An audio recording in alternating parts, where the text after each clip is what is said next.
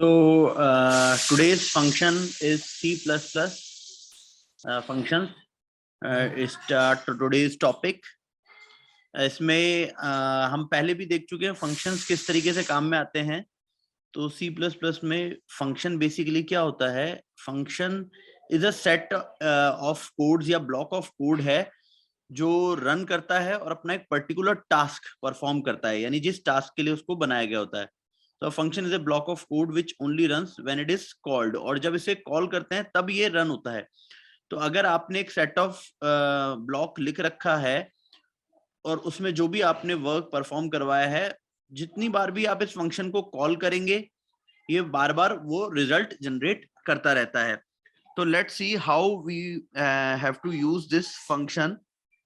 Function के साथ हम पहली एक और चीज मैं आपको बता दूं, एक हम फंक्शंस के साथ कुछ डेटा को भी पास कर सकते हैं कि जब वो फंक्शन रन हो रहा हो तो उस फंक्शन में मान लीजिए किसी तरीके की कोई डेटा की रिक्वायरमेंट है, तो वो डेटा हम वहां पे पास कर सकते हैं शुरू में, और वो उस डेटा को यूज करते हुए उस काम को परफॉर्म करता है.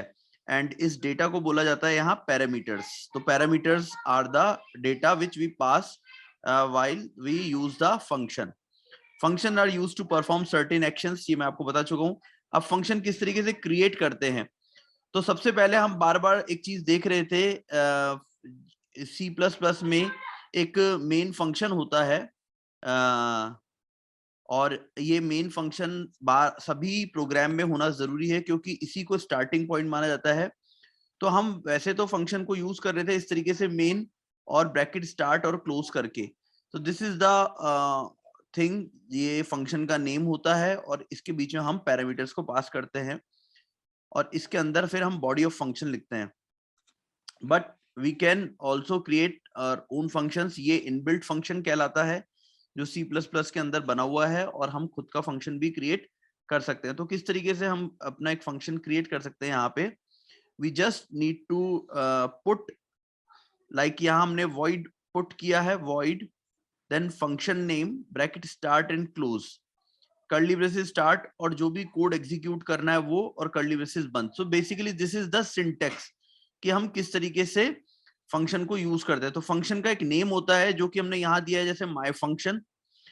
इसको में डेटा पास करने के लिए ब्रैकेट्स होते हैं, इसके अंदर हम डेटा पास करते हैं, इसको पैरेंथेसिस भी बोलते हैं. और ये हमारा void मतलब होता है हर फंक्शन जो आपने बनाया है वो किसी टाइप की एक वैल्यू रिटर्न करता है. मतलब वो फंक्शन कुछ वर्क परफॉर्म करेगा और एट लास्ट जब वर्क परफॉर्म करेगा तो कोई ना कोई वैल्यू आउटपुट में आएगी, एंड दिस आउटपुट वैल्यू वो किसी टाइप का डेटा टाइप होगा. दैट्स व्हाई हम यहाँ पे अगर void लिखते हैं तो void means that the function does not have a return value. अगर किसी फंक्शन की कोई रिटर्न वैल्यू नहीं है, in that case we will write void else. यहाँ पे हम उसकी रिटर्न टाइप की वैल्यू भी लिख सकते हैं, लाइक int लिख सकते हैं, हम char लिख सकते हैं, वो जिस भी टाइप का वैल्यू रिटर्न कर रहा है. और इसके बारे में हम आगे और पढ़ेंगे. और इन कर्ली ब्रेसेस के बीच में जो ये वाला पार्ट होता है, यहाँ हम body of the function define करते हैं, यानी कि उसकी जो प्रोग्रामिंग है, कोडिंग है, वो लिखते हैं. So this is the syntax how we create a function. Now मैंने आपको बताया कि कॉलिंग करनी पड़ती है जब भी हमें फंक्शन को यूज करना है. This method is called call a function. Calling करने के लिए we declare functions are not executed immediately. ऐसा नहीं होता कि आपने सिर्फ फंक्शन को डिक्लेयर कर रखा है प्रोग्राम में कहीं पे भी और वो ऑटोमेटिक चल जाएगा. वो ऑटोमेटिक नहीं चलेगा. इनफैक्ट वो तब तक नहीं चलेगा जब तक हम उसे कॉल नहीं करते. एंड कॉलिंग मीन्स जहां हमें जरूरत है वहां उसको एग्जीक्यूट करवाना, रन करवाना. This process is called calling. तो वो हमें लेटर, मतलब प्रोग्राम में हम कहीं पे भी फंक्शन को बना सकते हैं और कहीं पे भी कॉल कर सकते हैं. They are save for later use. वो आगे के यूज के लिए बनाया जाता है.